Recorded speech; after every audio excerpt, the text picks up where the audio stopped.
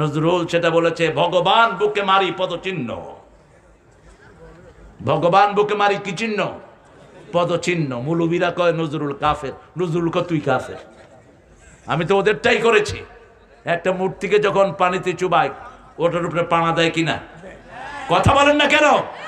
পাড়া দেয়, লাঠি দিয়ে যাইতা ধরে, উড়িস না। সেটাই বলেছেন বুকে লাথি মারে, সেটা বলেছেন আমাদের বিদ্রোহী কবি। আমি বিদ্রোহী রণক্লান্ত, আমি সেই দিন হব শান্ত, উৎপীড়নের কন্দল রোন আকাশে বাতাসে ধনিবে না। সূরা নেসার ৭৮ নম্বর আয়াত ঢুকিয়ে দিয়েছে তার কবিতার ভিতরে। এত অনিন্দ সুন্দর শৈলী তার ভিতরে আল্লাহ দিয়েছেন, এত মেধা, এত এলহাম। আল্লাহ আমার প্রভু আমার নহি নহি ভয়, আমার নবী মোহাম্মদ যাহার তারিফ জগতময়, আমার কিসের শঙ্কা, কোরআন আমার ডঙ্কা, ইসলাম আমার ধর্ম, মুসলিম আমার পরিচয়।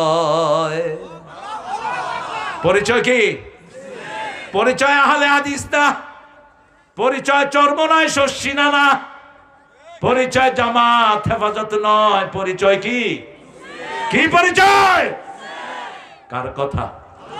ইন্নানি মিনাল মুসলিমিন মান আহসানু কাওলাম মিম্মা দাআ ইলাল্লাহি ওয়া আমিলা সলিহাও ওয়া ক্বালা ইন্নানি মিনাল মুসলিমিন।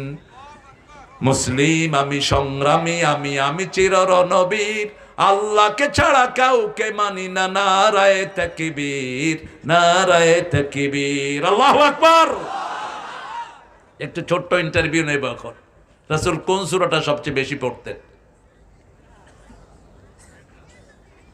সূরা ইখলাস। কোন সূরা? দেখছেন কত দল হয়েছে, কি ধাঁধায় ফেলে দিলাম। কোরআন নিয়ে এত গবেষণা আমরা করি কেন, এটা বুঝলাম না। হেফজোখানার হুজুররা জানা না এটা। আমি জিজ্ঞেস করেছি, হুজুর এতদিন কোরআন শরীফ পড়ান, রাসূল কোন সূরা বেশি পড়তেন? কয় এটা তো চিন্তা করিনি। সূরা ফাতিহা, আল্লাহ বরকত দিক। এটা কোরআনের শুরু, পড়ার শুরু, বরকতের শুরু, ফুয়ের শুরু, সব বরকতে সূরার ভিতরে দান করেছেন কে? এই সূরা কোরআনের মা। কোরআনের কি? মধুর আমার মায়ের হাসি চাঁদের মুখে ঝরে, মাকে মনে পড়ে আমার, মাকে মনে পড়ে। রাসূল এক হাদিসে বলছেন, জমিন হলো মা, আকাশ হলো বাপ। আকাশ পানি বর্ষণ করে আর জমিন কি করে? ফসল ফলায়। আর আবার হিন্দু ভাইয়েরা সবাই রে মা ডাকে, গরু ও মা, সাপ ও মা।